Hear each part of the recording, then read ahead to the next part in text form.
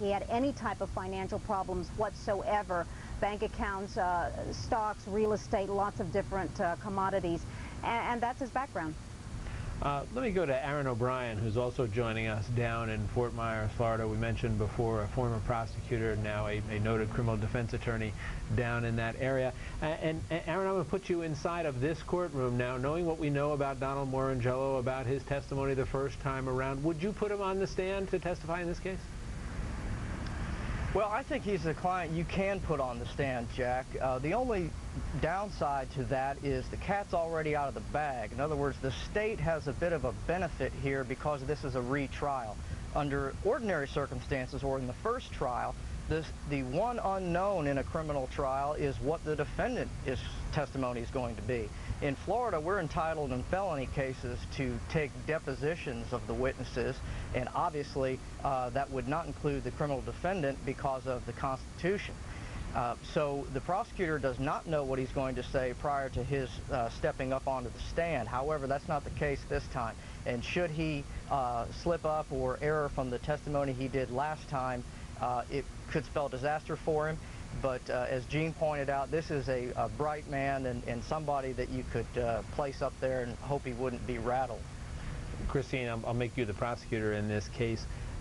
Based on what we've seen so far, would you expect that he will testify? Oh, sure. Absolutely.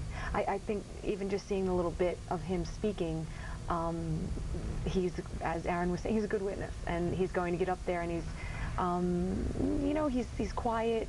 He seemed to come across clearly, but as far as their defense, though, basically saying he had a good marriage. All the other witnesses were saying they had a good marriage, they never argued. And then we were hearing that in the last case, which he's going to have to repeat in this case, that this defendant thought his wife left him. That he didn't want to tell the police because that would be embarrassing, so let me wait to see if she comes home. My biggest fear came true, she left me. Well, that flies in the face of their other witnesses that they put on the stand to testify that they had a good marriage, that they never argued, that there were no problems with this couple, so why would he kill her? So I don't know how they're going to reconcile that if the prosecution picks up on it and then brings it home in closing arguments. You're such a prosecutor. I was looking at this prosecutor stuff. Hey, Aaron, it would seem to me, and again, as you know, the ultimate decision is always the client's, whether the client testifies or not. And, you know, as defense attorneys, you know, you can give them the pluses and minuses, you can try and steer them in one direction or another. But it would seem to me, as you said, having the luxury of a client who you can put on the witness stand, who's doesn't have a prior criminal record that would come out, who's educated, who can tell a story.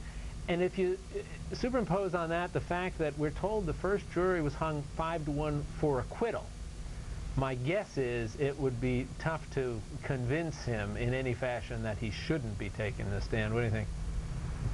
That he should not take the stand, Jack? I think it'd be tough to convince him why. I agree. I wouldn't spend any time. It ultimately is the client's decision, and I certainly wouldn't spend much time trying to talk him out of it if it was 5-1. That was you know, there's substantial amount of evidence, and to be that close to an outright acquittal, it must have had something to do with Donald Morangello's own testimony. Certainly you would think that.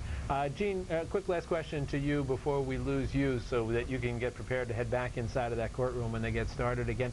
What are we looking at in terms of the schedule so far, and are